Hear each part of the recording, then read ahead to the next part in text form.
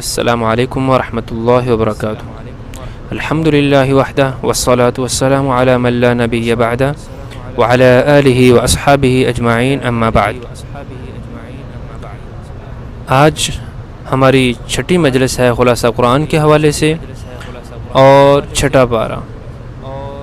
یہ کچھ سورہ نساء اور پھر آگے کچھ حصہ سورۃ المائدہ پر مشتمل ہے۔ شروع میں اہل کتاب کا تذکرہ ہے، موسیٰ علیہ السلام کے ساتھ یہودیوں کا مکالمہ، پھر عیسیٰ علیہ السلام کے بارے میں ان کا موقف اور اس کے بارے میں جو باتیں انہوں نے کہی تھیں ان کی وعید بھی سنائی، اور سورہ نساء کا اختتام اس عظیم بات پر ہوتا ہے کہ اللہ تعالیٰ کی کتاب کو مضبوطی سے پکڑنے میں ہی کامیابی ہے اور یہی ہماری زندگی کا نور ہے۔ سورۃ المائدہ اس میں وعدوں کو پورا کرنے کا تذکرہ ہے اور یہی اس کا موضوع ہے۔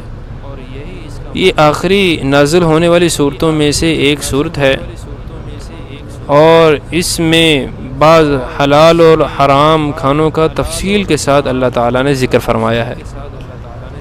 اس کے بعد بڑی عظیم آیت موجود ہے جس میں وضو کے حوالے سے، غسل، تیمم کے حوالے سے جو باتیں اہم ہیں وہ موجود ہیں۔ اس کے بعد اس صورت میں اللہ تعالیٰ نے خاص طور پر پھر دوبارہ اس بات کو دہرایا ہے کہ عدل کو لازم پکڑ لو اور عدل کرو خواہ تمہارے سامنے دشمن ہی کیوں نہ ہوں۔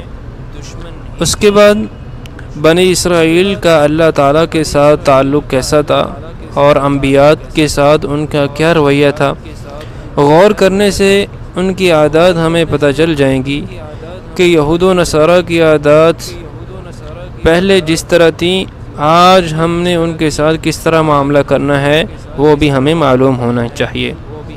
موسیٰ علیہ السلام کے ساتھ یہودیوں کا معاملہ کہ جب شہر میں داخل ہونے کو کہا تو آگے سے جواب کیا ملا؟ تو جا اور تیرا رب جا کے ان سے لڑے، ہم تو یہاں بیٹھے ہیں۔ اور اس کے بعد آدم علیہ السلام کے دونوں بیٹوں کا واقعہ کہ ناحق قتل کرنے کے نقصانات کیا ہیں وہ اللہ تعالیٰ نے ذکر فرمائے۔ ان میں سے ایک کو قربانی کرنے کا حکم ہوا، ان میں سے دونوں کو قربانی کرنے کا حکم ہوا، ایک کی قربانی تو اللہ تعالیٰ نے قبول کر لی اور دوسری قبول نہ کی۔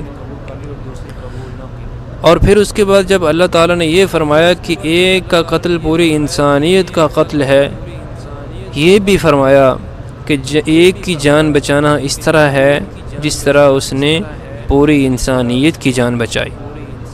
اس کے بعد اللہ تعالیٰ نے آسمانی کتابوں کے احکام کا تذکرہ فرمایا، اور جو لوگ غیر اللہ کے حکم کے مطابق فیصلہ کرتے ہیں ان کے مراتب بیان فرمائے۔ ان میں کافر لوگ، ظالم اور فاسق لوگ ہیں۔ اس کے بعد اس پارے کے ہدایات میں سے اہل کتاب کے ساتھ دوستی کے نقصانات اور اس وقت کے علماء کا خاموش رہنا اور خاموش رہنے کے نقصانات یہ بیان فرمائے۔ رسول اللہ صلی اللہ علیہ وسلم کو تبلیغ کا حکم ہوا اور اللہ تعالیٰ کی طرف سے یہ فرمان ہوا کہ اے میرے رسول، اگر تم نے ویسے تبلیغ نہ کی تو تم نے تبلیغ کا حق ہی ادا نہ کیا۔ اس کے بعد نصارہ کے شبہات کا رد فرمایا، یعنی عیسائیوں کے شبہات کا۔ عیسیٰ علیہ السلام کہ اللہ کے بیٹے نہیں ہیں بلکہ اللہ تعالیٰ کے بندے اور اس کے نبی اور رسول ہیں۔ اس کے علاوہ کسی اور نے ان کو کوئی اور لقب دیا تو اس کے لیے جہنم کی وعید سنائی۔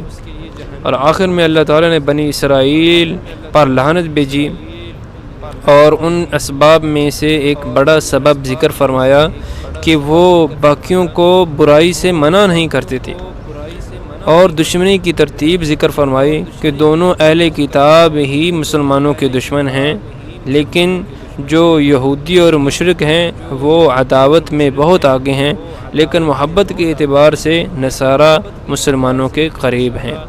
یہ تھی چھٹے پارے کی ہدایات۔ واللہ اعلم بالصواب، وصلی اللہ تعالی علی خیر خلقہ محمد وعلی آلہ واصحابہ اجمعین۔